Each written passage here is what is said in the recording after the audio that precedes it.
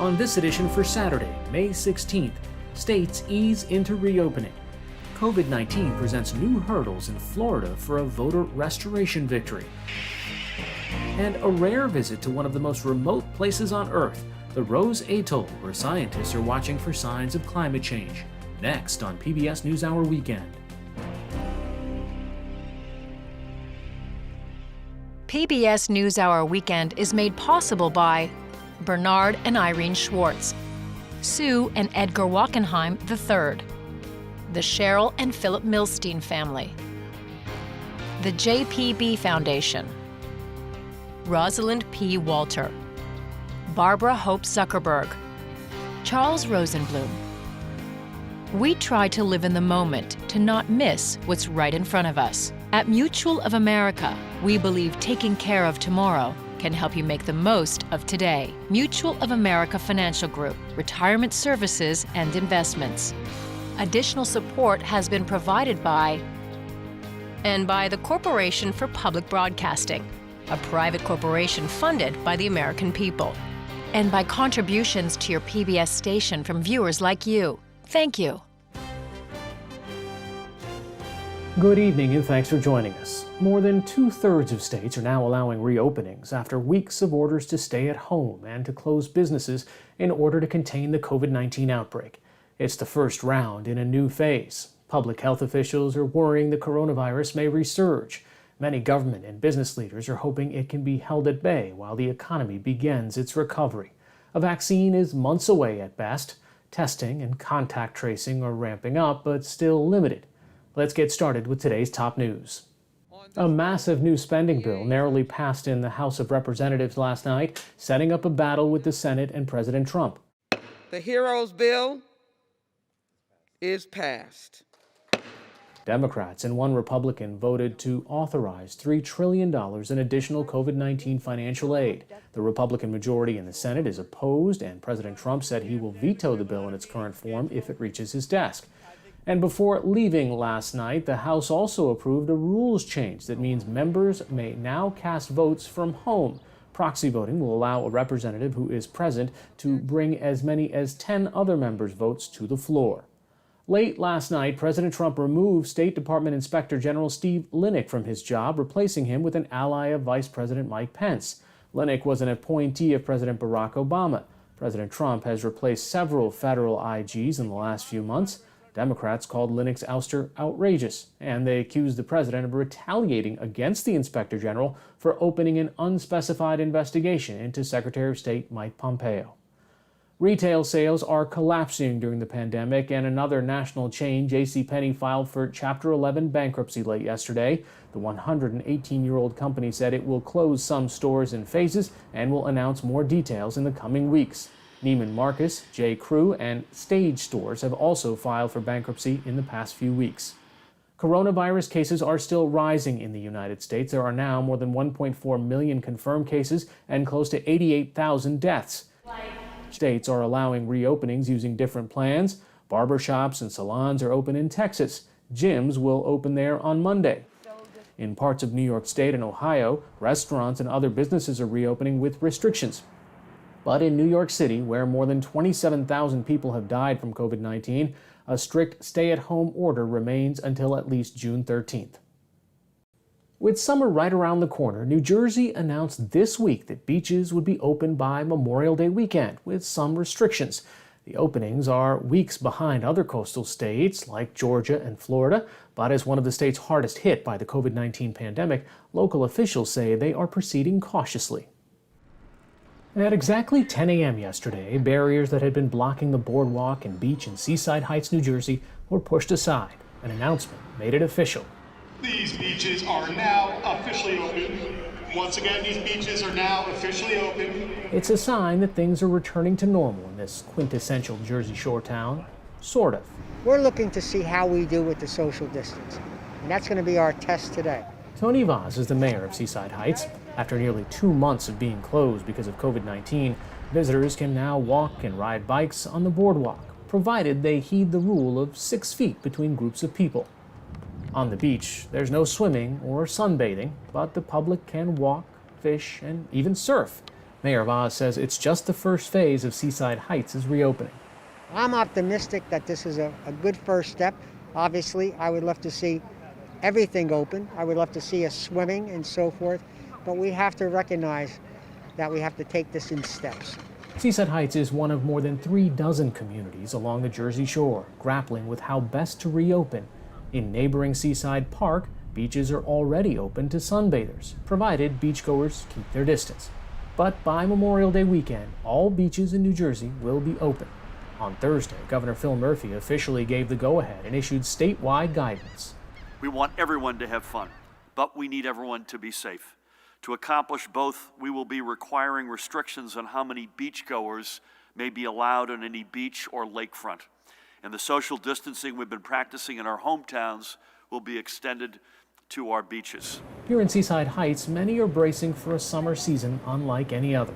I don't know how much business we'll do, but just being open is incredible. It's a great feeling. John Gatto is the manager of Van Holten's Chocolate and Sweet Shop on the Seaside Heights Boardwalk.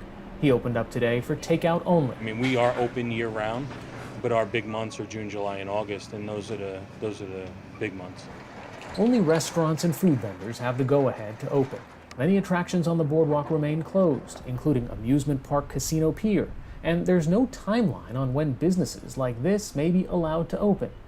Marketing manager Maria Masturis-Saltzman says they have started preparing for how social distancing could be implemented in the park. We have decals already ready for the floors to make sure people stand on each decal in the lines and on the rides and the slides, and trying to limit as many people in the park at the one time. Saltzman says the COVID-19 shutdown is just the latest challenge for Seaside Heights, which was ravaged by a massive fire in 2013 and hit hard by Superstorm Sandy in 2012. But she says it's crucial for this park and its 500 seasonal workers to try and open before the summer season is lost.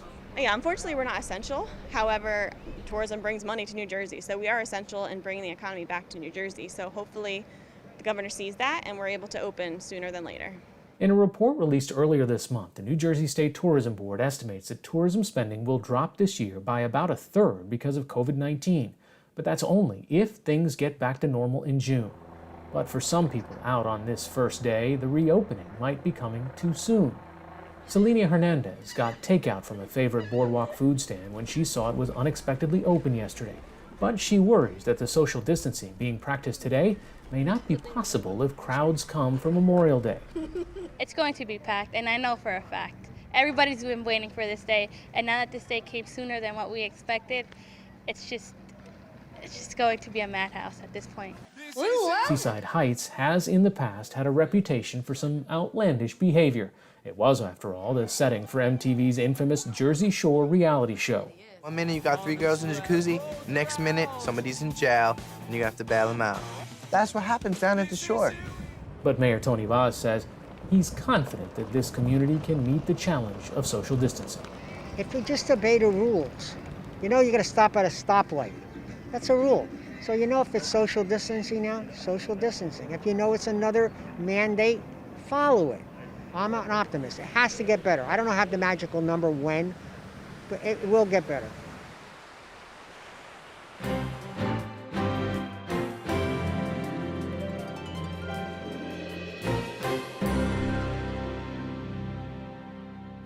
In Europe, some border restrictions put in place to prevent the spread of COVID-19 are being relaxed. A border fence separating Germany and Switzerland was dismantled last night. It's part of an agreement by those countries, as well as Austria, to begin opening borders again. German Prime Minister Angela Merkel said earlier this week that she would like all emergency border controls in Europe's 26-nation Schengen zone removed by June 15th. Also in Germany, the country's premier soccer league, Bundesliga, resumed play today without fans. It is the world's first major soccer league to start up following a 2-month pause due to the coronavirus pandemic. In Greece, more than 500 public beaches reopened today as the country experienced its first heat wave of the year. Beachgoers were required to keep their distance as officials stipulated how many people could be on the beach and exactly how far apart umbrellas needed to be. Reopening beaches is the first major easing of Greece's coronavirus lockdown. To date, it has had just a fraction of the cases of many neighboring countries, including Turkey. Starting tomorrow, Greeks will be allowed to attend church, and tourism officials hope to welcome back foreigners in July.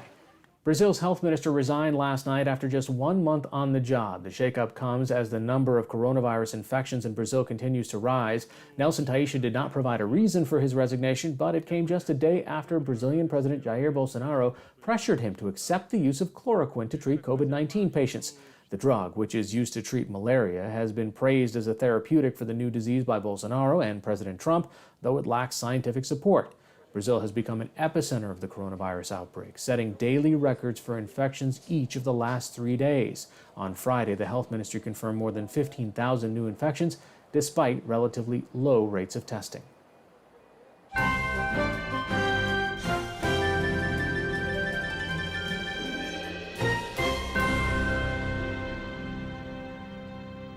Tonight, we continue our coverage of Amendment 4 in Florida, which in 2018 restored the right to vote to people with felony convictions, or returning citizens as they prefer to be called. In 2019, Florida passed a law saying that former felons cannot vote until they pay off all fines and fees related to their convictions. Voting rights advocates are suing over that law. For now, those with felony records can still try to have their debts waived through the court system, but the coronavirus outbreak has complicated that process. Desmond Meade is the head of the Florida Rights Restoration Coalition and is himself a returning citizen. NewsHour Weekend's Yvette Feliciano recently spoke with him. This segment is part of our ongoing series, Chasing the Dream. How has the COVID-19 pandemic affected the process by which returning citizens can regain their voting rights? The stay-at-home order that was issued by our governor had a great impact on our court system and with our clerk of courts, as well as with our judges.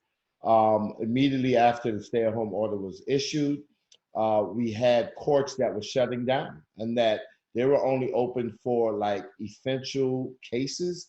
And eventually they moved more towards video hearing. And so the hearings that we needed in order to get a person's sentence modified in order to remove their fines and fees, they were low priorities. So we didn't see any cases where people were able to utilize the courts to be able to vote again. What's the latest on the legal battle over Florida's law on paying off fines and court fees? Has the case been able to proceed despite the coronavirus pandemic? Thankfully, yes, it did. As a matter of fact, as of last week, the case has concluded. And right now, everything is in a holding pattern, waiting on the judge to issue his final decision. The trial judge made a determination to certify this case as a class action. And that's very significant because prior to that certification, any rulings that was coming out of the courts only really applied to the 16, 17 plaintiffs that was named in the case, and it did not apply broadly. But now with class action status, that means that the ruling that's going to be coming out of this trial or this court is going to have an impact on every one of the 1.4 million. How else is the COVID-19 pandemic affecting returning citizens on the outside? We have a lot of folks who were business owners. Some of our leaders own businesses, and they were forced to have to shut down their businesses. And while they may have been relieved through small business loans and various relief acts, they were denied that opportunity to even apply for some type of relief from the federal government because they had a previous felony conviction. And then in other cases, when we have returning citizens that are out there working, it's hard enough just to get a job when you have a conviction on your record, but when you do get it, a lot of times it's returning citizens that's the first to be laid off when the hard times hit a small business. How do you see the COVID-19 crisis affecting voter turnout among returning citizens this fall? There's a lot of concern about people actually going to the polls and putting themselves at risk. But the problem that we have here is that, while we're encouraging folks to engage and vote by mail, the reality is that people like me who have fought long and hard to get their rights restored is really looking forward to actually going in to a voting location and actually casting that ballot in person. That's an experience that I've been personally longing for over 20 years. So there's a struggle there. There are going to be a lot of folks that probably will come out to vote, but I think that COVID-19 may prevent people from voting, and they probably won't even vote by mail. Desmond Meade from the Florida Rights Restoration Coalition, thank you so much for joining us. Thank you for having me.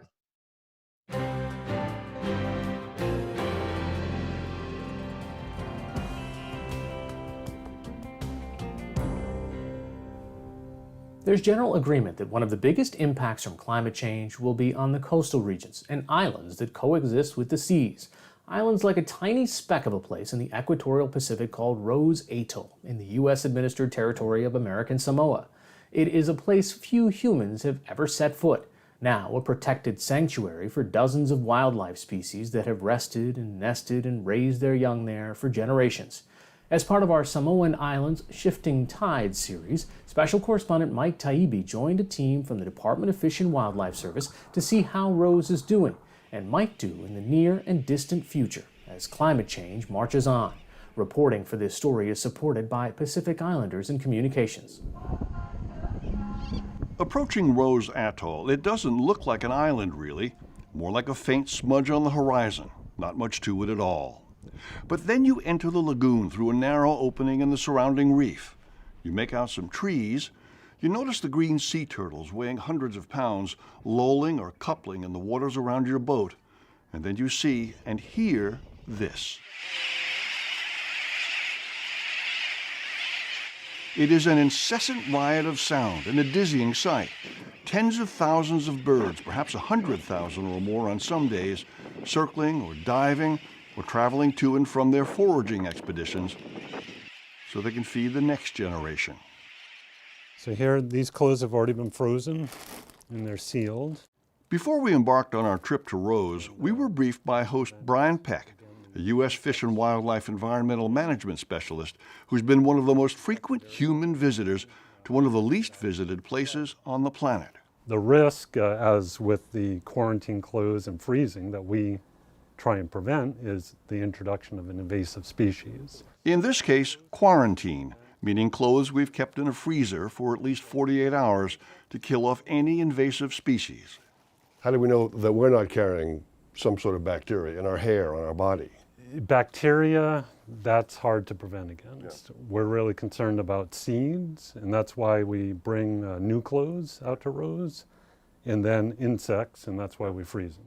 From American Samoa's capital, Tutuila, it's a 180-mile eastward passage to Rose Atoll, making it the southernmost point of the United States. Sorry, Key West. How many times has it been now, by your count? You know, I've lost count, or I don't keep count, but I would say 15 to 18 times.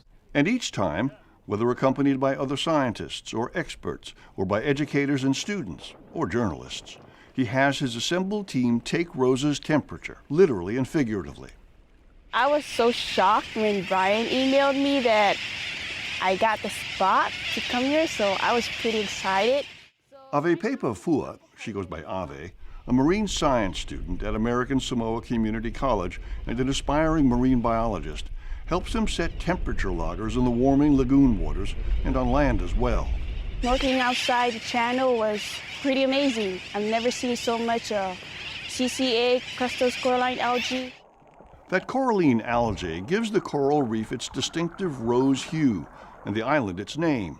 And in a series of snorkeling surveys, Ave and we observe the sharks and other native species and note the level of coral bleaching caused by warming waters that helps describe the health of the reef. So far, so good. Today we saw several species of sharks, and many of them. Yeah. So that's a sign of a healthy ecosystem where you have the top predators, there's enough prey that they can forage on. And it's when you walk inland from the coral sand shore that tiny Rose, all of 16 acres, spills its secrets. A seeming armada of a dozen distinct seabird species that come here to mate and nest year after year in the Tournefortia and Pisonia trees and anywhere on the ground. Sooty terns and white terns, brown and red-footed boobies, noddies and frigate birds, and red-tailed tropic birds, eggs and hatchlings and fledges and chicks on the verge of flight everywhere.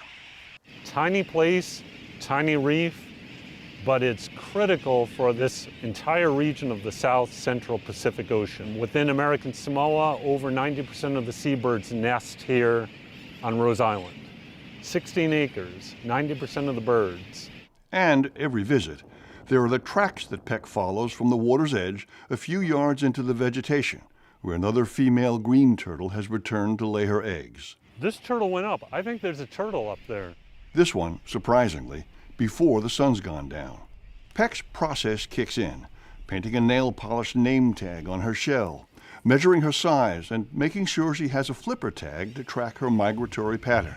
This is the first time I've seen a turtle up during the daylight in the evening time.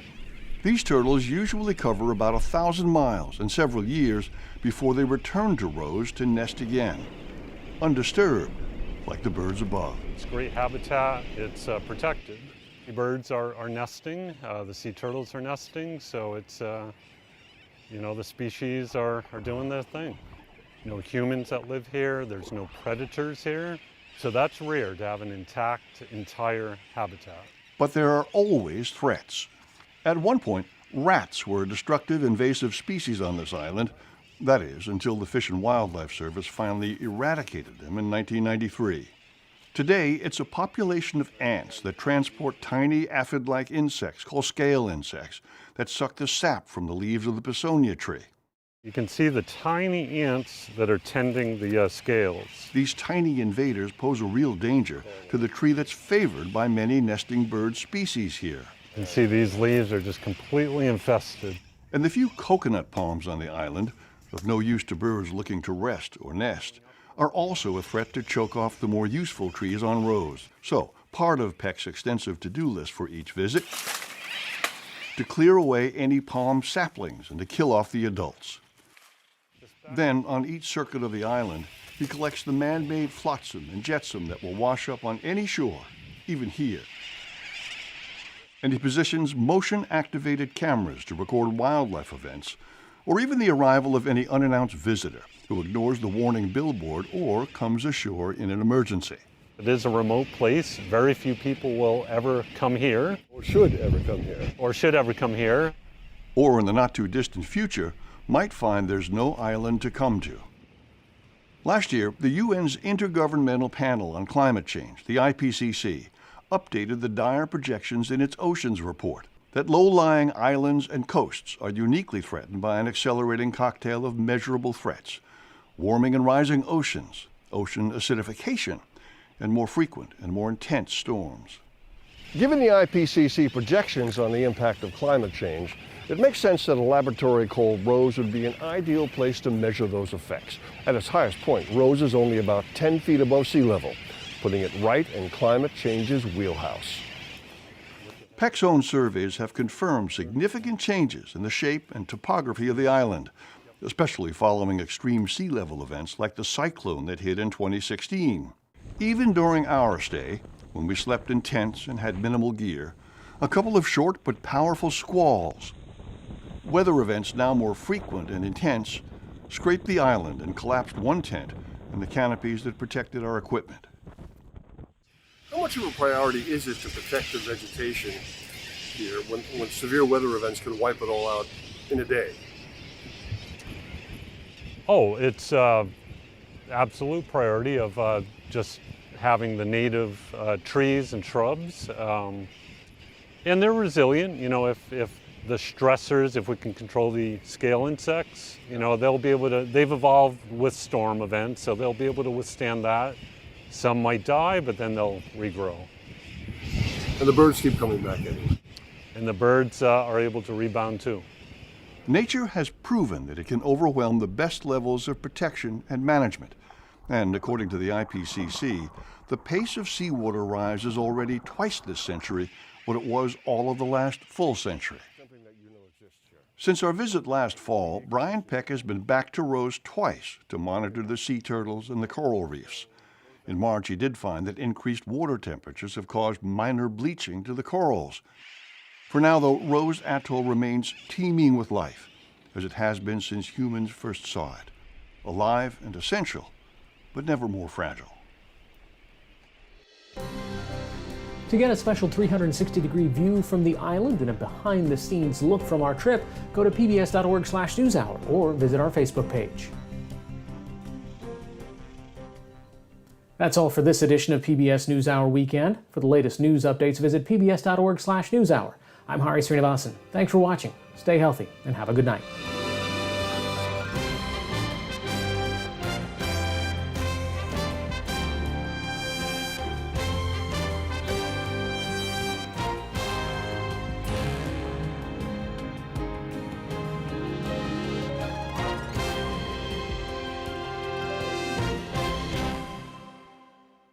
PBS NewsHour Weekend is made possible by Bernard and Irene Schwartz, Sue and Edgar Wachenheim III, the Cheryl and Philip Milstein family, Rosalind P. Walter, Barbara Hope Zuckerberg, Charles Rosenblum.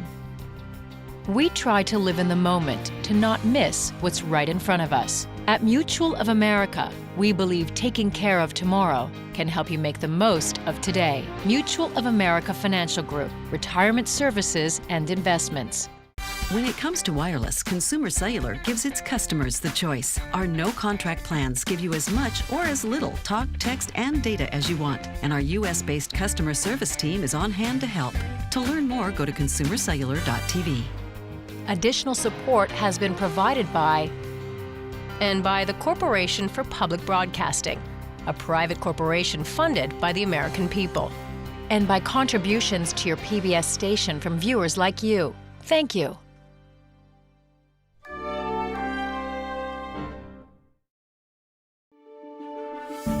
You're watching PBS.